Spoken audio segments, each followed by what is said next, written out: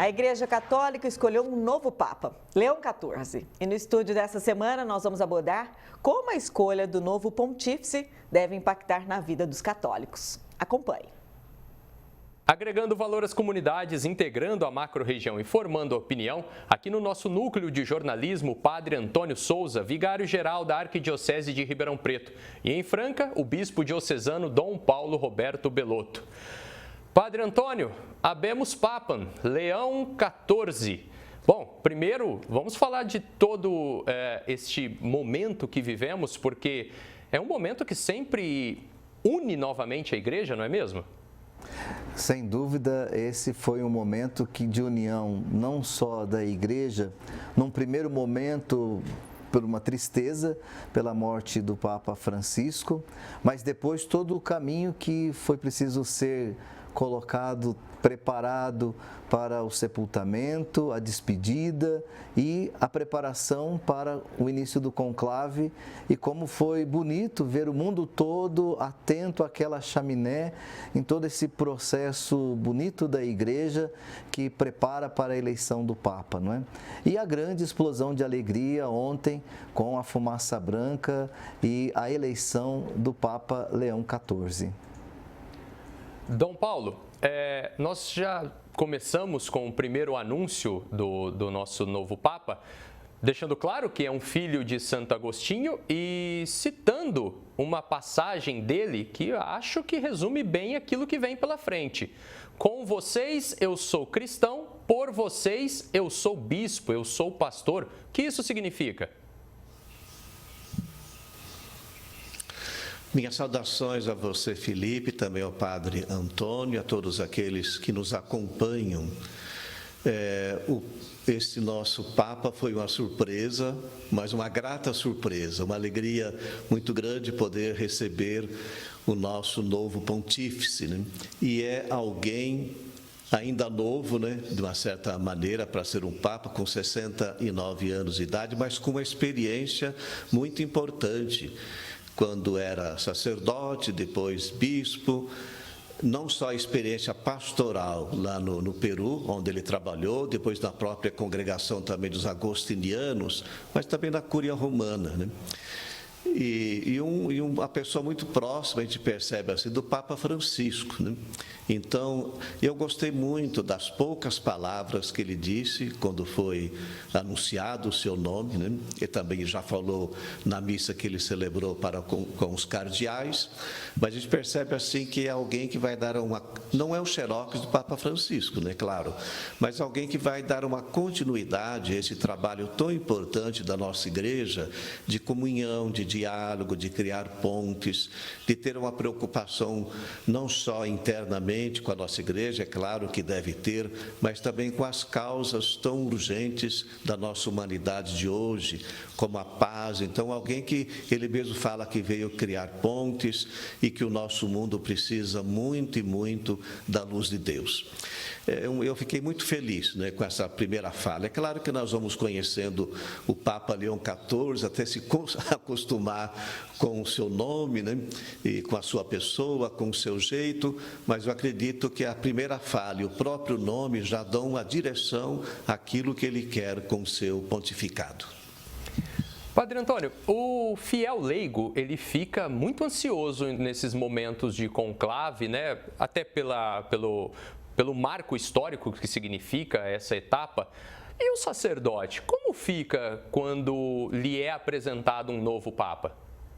Felipe, eu acredito que senti em outro momento, vivendo com o pessoal, com o povo, acompanhando, fica muito mais ansioso na expectativa, principalmente quando se conhece um pouco mais do caminho da igreja, da expectativa da igreja, de modo especial quando se envolve com outras questões de pastorais, de reflexões acadêmicas, em tantos outros ambientes. e, sobretudo, porque precisa acompanhar depois também o Papa eleito para poder dar continuidade ao caminho do seguimento de Jesus. Então, a expectativa fica grande. Todos ficam ansiosos olhando para aquela fumacinha para ter o Papa e depois para o anúncio, para o Habemus Papa, e quando o cardeal vai dizer o nome do cardeal eleito e qual nome ele vai escolher, não é? Porque de alguma forma isso já vai mostrando um caminho, ajudando a superar aquela ansiedade que estava, saindo daquele ambiente, daquelas listas que vão preparando para lá e para cá, que pode ser esse, pode ser aquele, e de fato o caminho é outro, a igreja escolhe de outra forma e o Espírito Santo conduz a igreja sempre na recuperação agora de tantas coisas que o Papa Leão XIV disse enquanto cardeal. É bonito uma das expressões dele, das falas dele, dizendo: é o Espírito Santo que conduz e ele não abandona. Então ele também vem como um presente do Espírito Santo para a igreja, para esse momento, não é? E todos os sacerdotes, bispos e todo o povo de Deus nessa expectativa, nessa ansiedade, porque estávamos sem Papa e ganhamos um Papa. Então temos agora aquele pastor supremo que conduz a igreja. Então isso traz uma calma para o coração e ao mesmo tempo retomamos a nossa caminhada. Dom Paulo, o Papa começa falando de paz, desejando a paz, conclamando a paz, né? Mas em tempos de guerra. Nós estamos em tempos tenebrosos, né? Retomadas de alguns movimentos armados que tinham feito um cessar-fogo. E nós não podemos achar que o Papa vai pensar só no católico. Ele também tem uma missão para esse mundo, o mundo secular, o mundo pagão também. A missão é grande? Uma missão árdua, porque eu falei isso não só com a preocupação interna com a nossa igreja, mas a nossa igreja ela não está fechada em si mesma, porque ela vive para evangelizar. Então, a igreja em saída, como o antecessor, o Papa Francisco, dizia, e uma igreja também não é só o Papa Leão XIV, mas é uma preocupação da igreja como um todo, né? De todo o povo de Deus, mas principalmente de quem está à frente, né? Os cardeais, bispos, né? Os sacerdotes, das nossas consagradas, as nossas lideranças. Se é uma igreja que se preocupa com o povo de Deus, não é só com o povo católico de modo especial, é claro, cristão também, mas uma preocupação com a humanidade, né? Nós vivemos num mundo marcado, às vezes os meios de comunicação apresentam uma ou outra situação de conflitos e de guerras, mas parece que são mais de 80 conflitos no mundo todo, né? E isso mostra a incapacidade que às vezes o ser humano tem de diálogo, de compreensão, de tolerância, de aceitar as diversas realidades, culturas, povos, nações. Que desafio enorme nós temos. Sempre quando nós celebramos o primeiro dia do ano, né, que é uma festa mariana, os papas já há alguns anos, né, muitos anos, sempre eles escrevem uma carta em benefício da paz, falando da paz. Então não é uma preocupação só do Papa Leão XIV, é claro, ele é o nosso Papa agora, ele que está à frente governando a igreja, mas governa com o colégio dos bispos e governa com todo o povo de Deus. E a Igreja Católica, ela sempre teve essa preocupação, que é a preocupação de Jesus, né? Nós estamos celebrando ainda o tempo da Páscoa, e quando Jesus ressuscitado aparece, ele fala: a paz esteja convosco. A paz é esta certeza da presença de Deus, né? Aconteça o que acontecer, Ele está conosco, nos ama e quer nos salvar, né? Mas nós sabemos também que nós desejamos a paz em meio a tantos conflitos, né? Então, de fato, é um desafio muito grande, mas eu acredito que o Papa Leão XIV vai ter todo esse empenho, esse cuidado, esse zelo, esse carinho, esse amor, essa preocupação, essa abertura para tentar um diálogo com essas nações que estão mais à frente, né? E que devem ser as primeiras responsáveis para a gente superar tantos conflitos que existem por aí. Ainda mais ele sendo um Papa americano, vamos rezar para que ele tenha um bom diálogo também com o governo dos Estados Unidos. A gente sabe que é uma nação que tem um papel preponderante, né, na busca da paz, e outras nações também. E com certeza ele vai buscar esse caminho, com certeza. Então nós rezamos por isso. Padre Antônio, falando em missão, vou puxar para uma bem caseira, bem localizada aqui no meio de nós. A igreja está muito focada no jovem já desde o Papa São João Paulo II. E, ao mesmo tempo, a gente tem uma queda perigosa no número de vocações, né? A gente pode olhar para a própria Arquidiocese de Ribeirão Preto, quantas paróquias grandes, populosas, com apenas um padre, sem o auxílio de um vigário, por exemplo. Essa missão de resgatar a vocação, de resgatar a formação de novos padres, será que ela também está em pauta?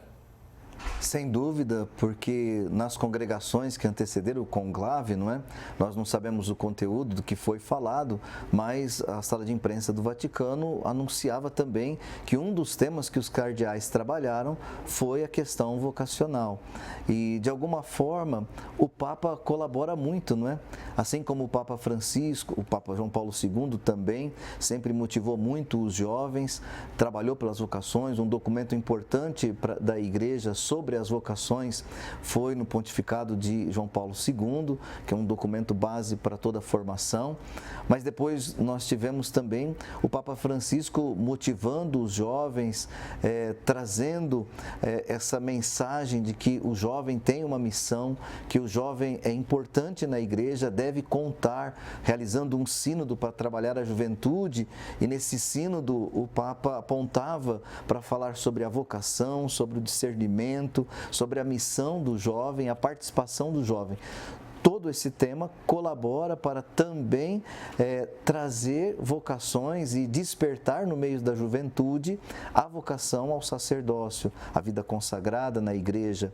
E, de alguma forma, com o crescimento, o envelhecimento do nosso clero, não é? A necessidade de padres novos é sempre grande, porque também nós não olhamos só para nós, na igreja também tem essa perspectiva, e que na fala do Papa Leão XIV ontem ficou muito clara, quando da experiência missionária dele, ele já apresentou essa palavra missão muito forte ontem e hoje também na missa com os cardeais, quando ele disse: fui eleito porque o Senhor me deu uma cruz e uma missão, lembrando dessa perspectiva missionária tão importante. E a dimensão vocacional passa também pela missionariedade, não é? Hoje não tem como a gente trabalhar a dimensão da vocação desassociado à dimensão missionária. E, sem dúvida, um Papa jovem, né? Com 69 anos, ativo. Então, isso também vai despertar, certamente, no coração dos jovens, como a imagem que nós tínhamos de João Paulo II, não é? Sempre presente, andando em algumas atividades esportivas, andando para lá, para cá. Então, essa imagem do Papa, sem dúvida, colabora também para uma propaganda vocacional, vamos pensar assim, não é? Isso é importante também.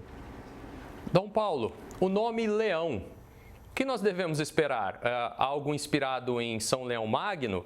Algo inspirado em Leão XIII? Ou no último Papa que levou o nome Leão e foi canonizado, São Leão IX? Felipe, você me permite só fazer um breve comentário dessa pergunta que você fez para o Padre Antônio, porque eu acompanho no Regional Sul 1, é o Regional do Estado de São Paulo, da CNBB, eu acompanho um organismo que trabalha com os formadores, chamado OSIB, é a Organização dos Seminários e dos Institutos Religiosos, né, que trabalha a vocação. Né?